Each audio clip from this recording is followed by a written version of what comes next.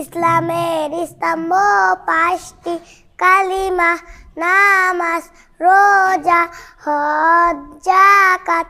একদিনে নামাজ পাঁচ ওয়াক্ত, ফজর, যোহর, আসর, মাগরিব, এশা।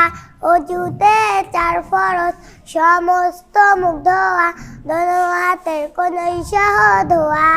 মাথা মাসে করা, দোনো পায়ের টাকলু সহ ধোয়া।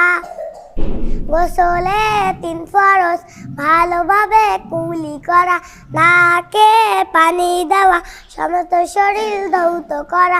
তায়াম্মুমে 3 ফরজ, নিয়ত করা, পাক মাটিতে হাত রাখিয়া একটুখানি নাড়া দিয়া সমস্ত মুখ একবার মাসে করা। 3 নম্বরে দোনো হাতের কোনোই সহ এক